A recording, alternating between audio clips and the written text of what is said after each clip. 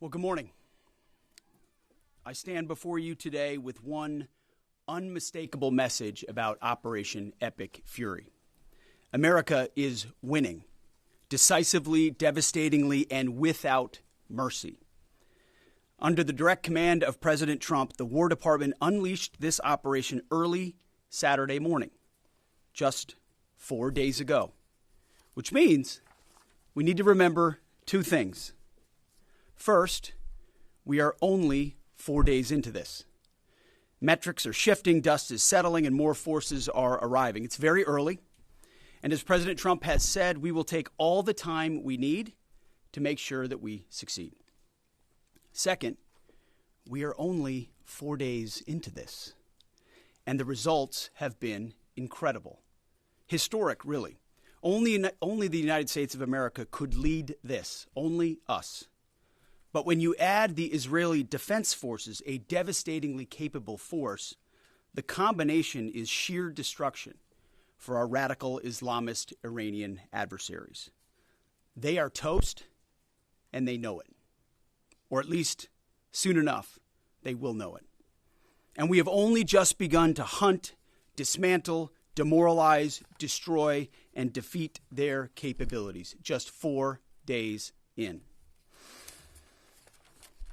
Starting last night and to be completed in a few days, in under a week, the two most powerful air forces in the world will have complete control of Iranian skies, uncontested airspace.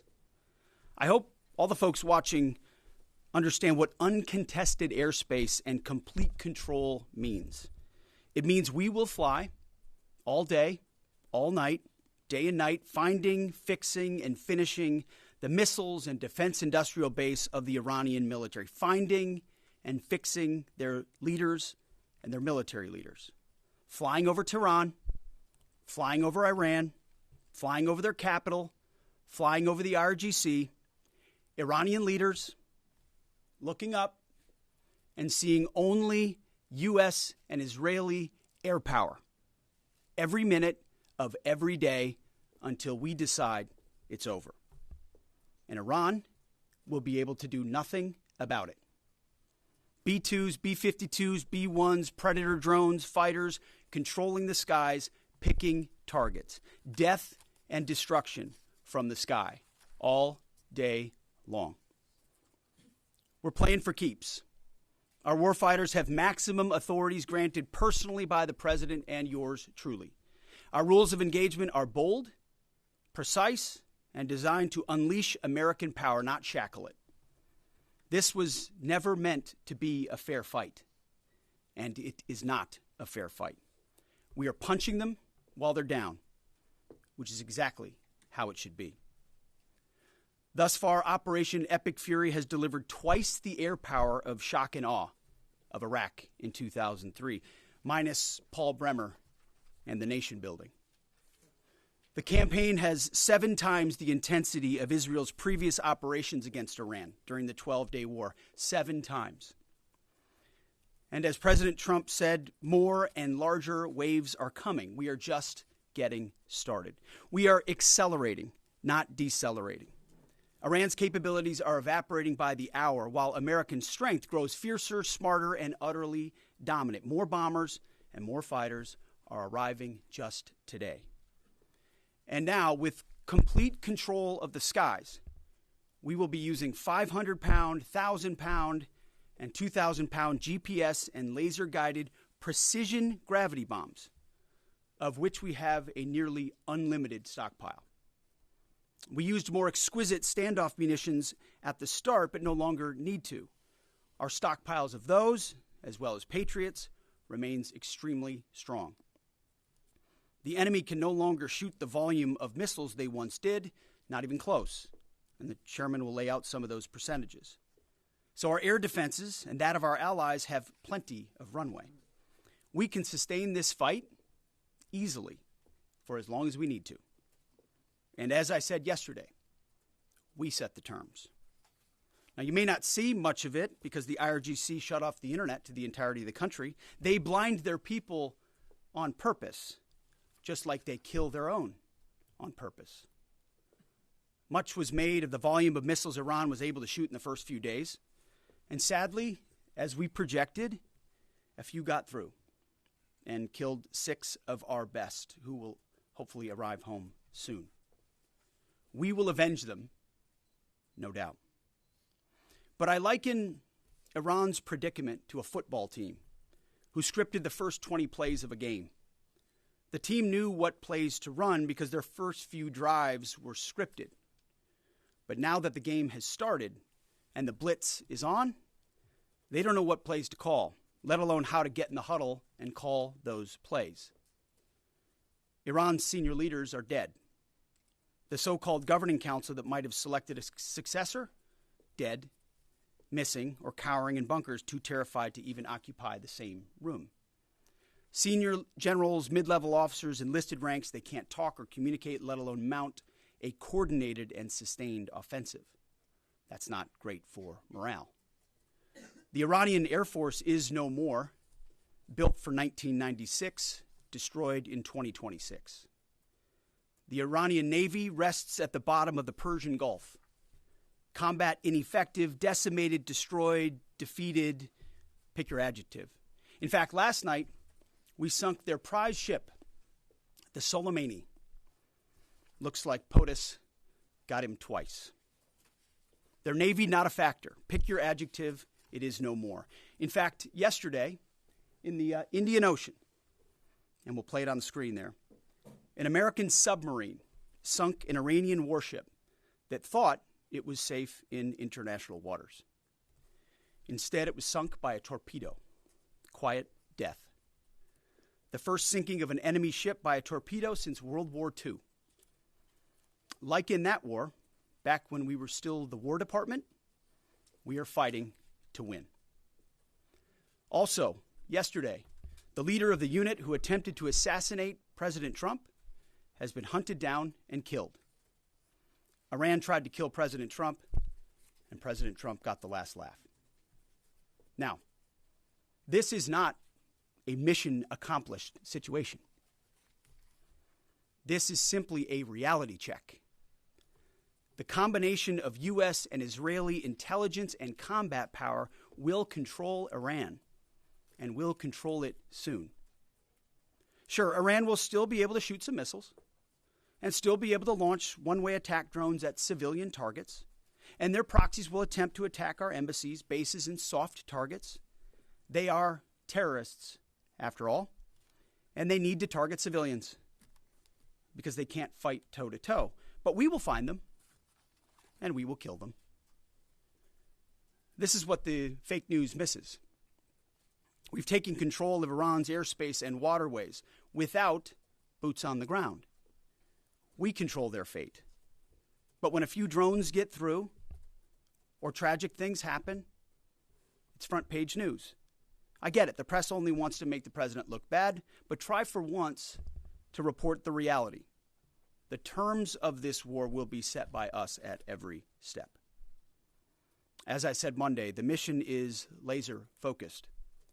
Obliterate Iran's missiles and drones and facilities that produce them, annihilate its navy and critical security infrastructure, and sever their pathway to nuclear weapons. Iran will never possess a nuclear bomb, not on our watch, not ever. And this is why President Trump's moral clarity on Iran today is so vital. Unlike the past, where vague red lines and endless negotiations let Iran fund terror and inch ever so slightly toward a bomb, this president sees the threat plainly and acts decisively. No more half measures, especially when Iran is at its weakest. No more letting Tehran play for time while our people pay the price. His leadership ensures that we finish what we start and that we protect our warfighters by crushing the enemy before they can strike again. Our offensive operations, refined through months of relentless preparation, are unstoppable. And our defensive efforts are unprecedented. We have from the start put the protection of our troops ahead of everything else.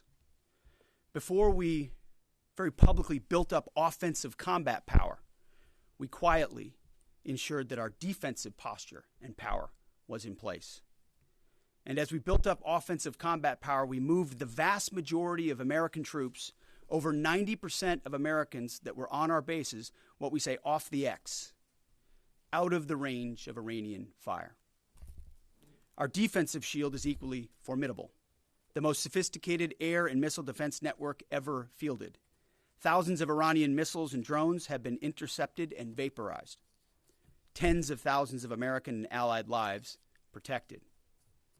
We have pushed every counter-UAS system possible forward, sparing no expense or capability. And like I said, this does not mean we can stop everything, but we ensured that the maximum possible defense and maximum possible force protection was set up before we went on offense. In closing, as President Trump told German Chancellor Merz yesterday, Iran negotiated in bad faith, stalling, scheming, and preparing to strike. And we acted decisively to defend our people, our interests, and our allies. President Trump took bold action, putting America first, the kind of bold action that the American people elected him to execute. To our steadfast partner, Israel, your mission is being executed with unmatched skill and iron determination. Fighting shoulder to shoulder with such a capable ally is a true force multiplier and a breath of fresh air. We salute your courage and your contribution. 4 days in, we have only just begun to fight. America fights to win, and in Operation Epic Fury, we are. May God's providence cover and protect our troops always. And with that, I turn it over to the chairman. Thank you, Mr. Secretary, and good morning, everyone. Thank you for being here. I'm here today to provide the American people and those of you in this room an update on Operation Epic Fury. First, it's with profound sadness and gratitude that I share the names of 4 of our 6 fallen heroes, all from the 103rd Sustainment Command, U.S. Army Reserves out of Des Moines, Iowa.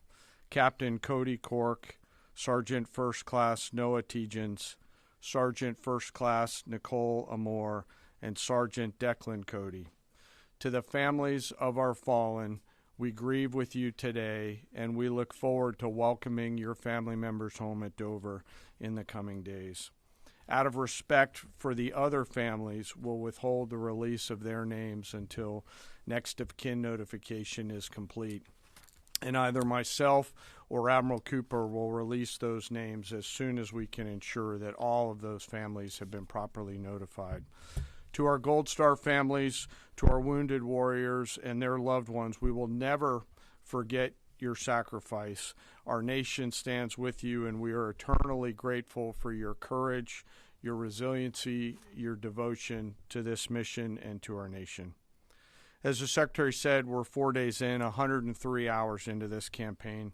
The operation was again launched with clear military objectives designed to dismantle Iran's ability to project power outside of its borders, both today and in the future. First, we are targeting and eliminating Iran's ballistic missile systems to prevent them from threatening the U.S. Forces, partners, and interests in the region. Second, we are destroying the Iranian Navy, degrading its capacity, capability, and ability to conduct operations, not just in the Central Command AOR, but as the Secretary showed in the video, around the world. Third, we're ensuring Iran cannot rapidly rebuild or reconstitute its combat capability or combat power, and those phases will begin as the campaign continues. As of this morning, U.S. Central Command is making steady progress. Iran's theater ballistic missile shots fired are down 86% from the first day of fighting, with a 23% decrease just in the last 24 hours. And their one-way attack drone shots are down 73% from the opening days. This progress has allowed CENTCOM to establish localized air superiority across the southern flank of the Iranian coast and penetrate their defenses with overwhelming precision and firepower. We will now begin to expand inland, striking progressively deeper into Iranian territory and creating additional freedom of maneuver for U.S. forces. Let me explain a little bit about how we're thinking about staying ahead of the enemy. First, over the past several weeks, Admiral Cooper and the CENTCOM team have refined their operational approach to the region. Their planners identified key centers of gravity that would allow Iran to project power outside of its borders. They thought about how to isolate critical vulnerabilities and determined where, with precision, the greatest strategic effect could be achieved. As a result of this, CENTCOM is now shifting in day 4 already from large, deliberate strike packages using standoff munitions at range outside an enemy's ability to shoot at us, now into stand-in precision strikes overhead Iran. As the Secretary said, this is a point of munitions transition from standoff munitions to stand-in munitions like joint direct attack munitions, which are GPS-aided free-fall weapons, and other things like Hellfires, etc. This will allow the joint force to deliver significantly increased precision effects on the target. The throttle is coming up, as the Secretary said, as opposed to ramping down.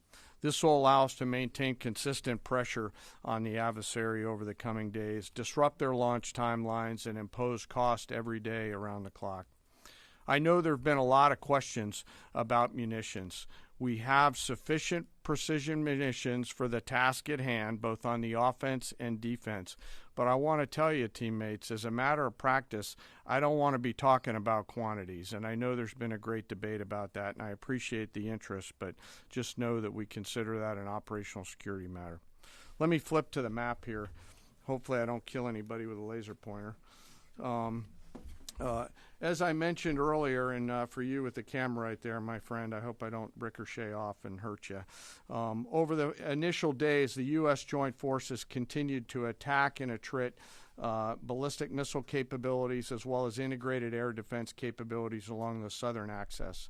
Along the northern axis, Israel and the Israeli Air Force has predominantly been working integrated air defense targets along the northern flank, as well as medium-range ballistic missile capability as well. From the sea, the USS Ford has continued to project combat power here, as well as the bomber pulses that we talked about in the opening days of this briefing. Along the southern axis, the USS Abraham Lincoln Strike Group has continued to provide pressure from the sea along the southeastern side of the coast and has been attriting naval capability all along the strait and up into the Arabian Gulf at a size and scale sufficiently to address the targets required. To date, we've hit over 2,000 targets, as Admiral Cooper said in his video last night. We've destroyed more than 20 Iranian naval vessels, including, in addition to the frigate outside of the area, one submarine, and effectively neutralized at this point in time Iran's major naval presence in theater out there.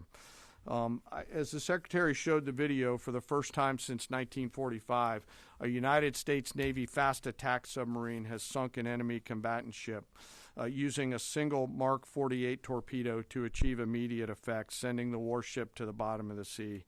I want to remind everybody that this is an incredible demonstration of America's global reach. To hunt, find, and kill an out-of-area deployer is something that only the United States can do at this type of scale.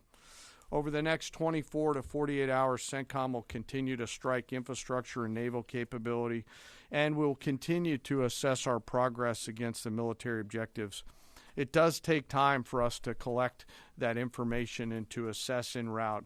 Much of our intelligence, surveillance, and reconnaissance capability is currently hunting and killing ballistic missile launchers and one-way attack capability. We're precise in that assessment, and we call balls and strikes in that assessment. We take that matter seriously. Iran, on the other hand, has been indiscriminate and more imprecise in their attacks. They fired more than 500 ballistic missiles and more than 2,000 drones, striking innocent civilian targets throughout the region. Our partners are answering the call to defend themselves right alongside us. Jordan, Bahrain, Saudi Arabia, the UAE, Qatar, and Kuwait are all defending their people with their own combat capability, with precision and restraint. Jordanian air defense crews recently intercepted a cluster of Iranian one-way attack drones headed to Amman. Bahrain's air defense forces shot down an inbound drone approaching Manama's maritime infrastructure, protecting both their population and critical shipping lanes. Saudi Patriot batteries stopped a salvo of ballistic missiles aimed at energy facilities near Dhahran. The UAE neutralized multiple drones targeting Abu Dhabi's industrial zone, demonstrating speed and precision. And Qatari fighters for the first time have shot down 2 Iranian bombers that were en route to their location. Together, these nations are helping to defend themselves and project power as required against the enemy. We're 100 hours in. It's still very early, as the Secretary said, but the balance is shifting. We've always got to remember that these operations are complex, dangerous, and far from over. Our soldiers, sailors, airmen, Marines, Guardians, and Coast Guardsmen remain in harm's way, and we must be clear-eyed that the risk is still high. This is combat. Let us never forget this. As we continue, I ask that we hold all of our deployed teammates in our thoughts, those standing the watch, flying the sorties, sustaining the fight, and carrying our nation's burden. And I'll stop where I started, and that's remembering our 6 fallen who will return home as soon as possible. I remain humbled, grateful, inspired by every day the valor and professionalism of our joint force. They are quiet professionals through and through, out there doing America's work through the day and through the darkness. And with that, I'll take your questions along with the Secretary. Go ahead. What do you assess the enemy's control and command status is right now? And can you broadly describe our decisive point in this operation? Well, I won't describe the decisive point in the operation because that would tell the bad guys what it was. That's a good question, though. I appreciate the question. There's C2 structures in a bad way. Admiral Cooper's been continuing to pressure C2 at the IRGC C2 and other military elements, and will continue to do so. Thank you for the question. Thank you, Secretary Hegseth. Mary Margaret with the Daily Wire. Couple questions for you and then one for General Kane. Can you tell us more about how we took out the leader who was the leader of the group that was trying to assassinate President Trump? And then Turkey's defense ministry says NATO air defense systems intercepted an Iranian ballistic missile headed towards Turkish airspace. Could this trigger NATO's Article 5, and was it the U.S. who shot it down? On the first question, we've known for a long time that Iran had intentions on trying to kill President Trump and or other U.S. Officials.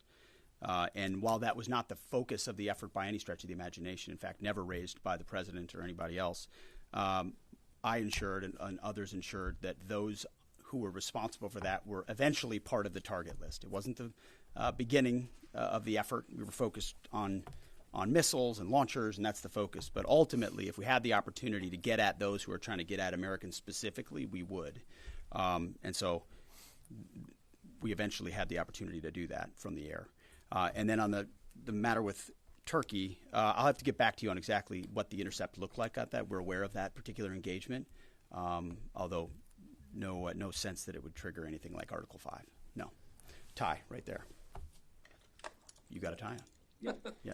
Thank you. Come back to the BBC. Can you give us an update on what the administration knows, what you know now about the reported strike on a girls' school in southern Iran on Saturday? All I can say is that we're investigating that. We, of course, never target civilian targets, but we're taking a look and investigating that. Red tie in front. Just on the basis that with the information you would have, your reconnaissance abilities, ability to gather information, I mean, it's several days on now. So is there any clarity on whose munition this was? We're investigating it. Thank you. Secretary, so there are reports that the administration is considering arming Iranian Kurdish groups. So could you please clarify that whether any such plan has been authorized and whether Congress or regional partners has been notified and consulted?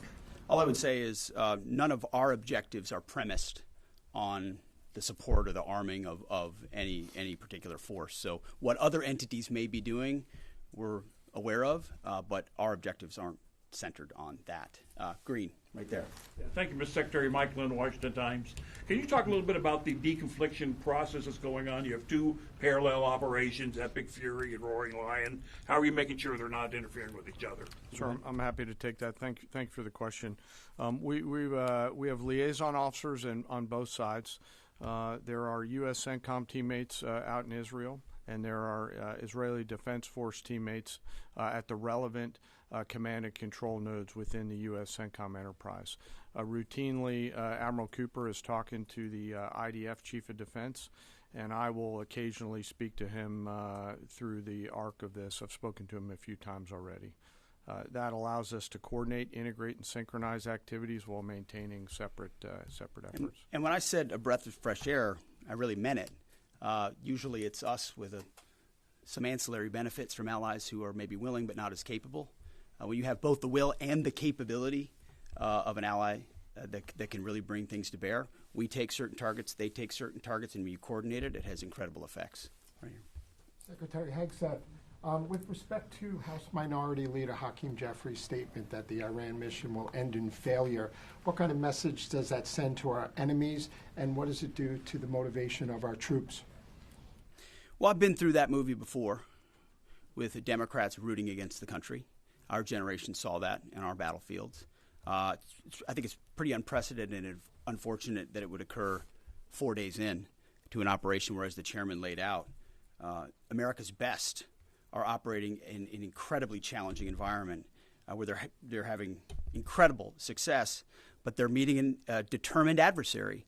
And he's been privy to briefs that we've provided. He knows how effective this has been. He's being disingenuous, which we're used to. Right here. Thank you for taking my question. Heather Mullins, Lindell TV. One of the questions I have is just really regarding the intelligence that indicated that this was something the U.S. had to get involved with at the time that you guys did. We had Operation Midnight Hammer back in June. We obliterated their nuclear facilities. What was the intelligence that suggested that somehow they became a threat once again that required us to get involved with Operation Epic Fury? I appreciate the question. The evidence in front of us since the 12-day war was that Iran had no intention of actually negotiating a nuclear deal that truly meant they did not have a pathway to the nuclear bomb. And they had a moment. Jared Kushner and Steve Witkoff, two of the best negotiators in the world, poured into that negotiation, giving them every single possible opportunity to release that ambition, and they didn't. And the intelligence that we saw they didn't intend to do it in good faith, that they had the intentions eventually to get to a place where they could have a conventional shield to block their nuclear capabilities, as I talked about yesterday. So I would separate the what from the when a little bit.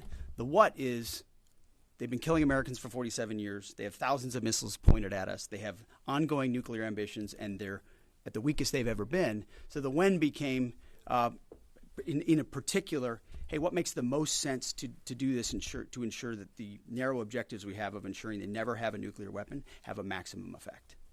Yes, right here. Thank you, Secretary Hegseth. I had two questions. First, what is your message to Iran's allies, namely Russia and China, who have called for an immediate end to hostilities? I don't have a message for them, and they're not really a factor here. And our issue is not with them. It's with the nuclear ambitions of Iran. Absolutely. And are any so-called fully autonomous weapons or other AI tools being used in Operation Epic Fury? We've got a lot of autonomous systems, or systems that drones and others incorporated with smart AI aspects to them, but a lot of which I can't talk about here. Yeah. Yellow, right there. Yes, ma'am. Thank you very much, Mr. Secretary. As you know, China is accusing the United States of invading in Iran, a sovereign nation, and North Korea, which cooperate with Iran on nuclear development, has declared its commitment to protecting Iran. What is the United States' strategic response to this? And I have a second one. How many allies joined with the United States to fighting against Iran? Do you have any numbers? Well, I think what you're seeing right now is a response in the region to the belligerence of Iran and the willingness of them to target civilian airports, civilian hotels, civilian locations, civilian oil infrastructure of their Gulf neighbors who would have preferred not to be in conflict, didn't want to, but now realize that this is something that has to be dealt with. So whether it's UAE or Qatar or Bahrain or Kuwait or Saudi, on different levels, they're reaching out to us, whether they're going on offense, which they are, whether they're giving us additional access, basing, and overflight. We're working very closely and collaborating with them. Also on air defenses. The air defense capabilities of those countries are significant, and when combined with ours and we coordinate, it brings simplicity to the shot doctrine, so we make sure we're using less munitions but being more effective with what we shoot at. And as it pertains to other countries, I'll sort of give the same question. They don't really bear on the case of Iran. We're going to deal with Iran's nuclear ambitions, and that'll send plenty of signals in the process. Right there. Purple. Are you going to help get Americans out of the region? Is the military going to help? Secretary, I have two questions. One question for you and the other question for Mr. Chairman.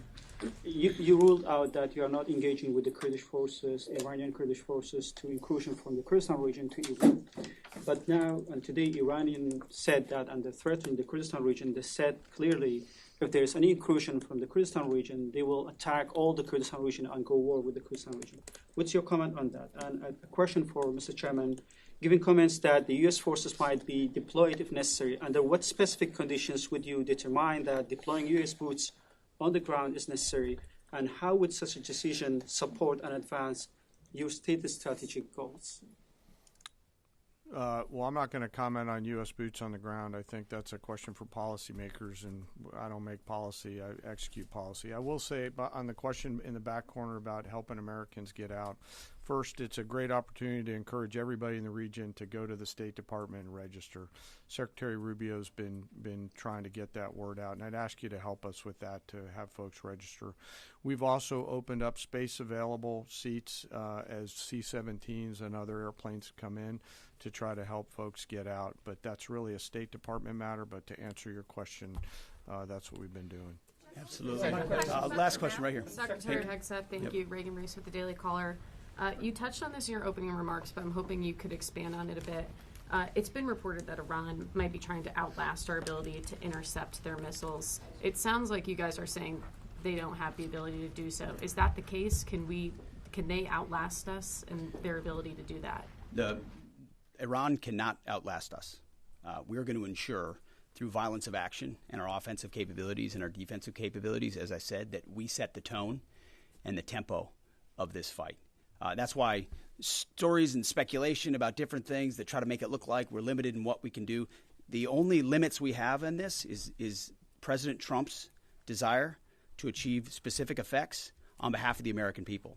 And that's why we don't talk about, you can say 4 weeks, but it could be 6, it could be 8, it could be 3. Ultimately, we set the pace and the tempo. The enemy is off balance, and we're going to keep them off balance. And we know their ability to shoot versus our ability to defend. That difference gets wider and wider every day. Our defense gets better. Their offense capabilities diminish. As we are going into ammunitions that we, as we said, have tens of thousands of and can drop unlimited supplies on with even more effects than the standoff munitions we have now, which is why when we say the throttle's going up, the throttle's going up, and it's going to stay on high. Thank you all very much. Appreciate it.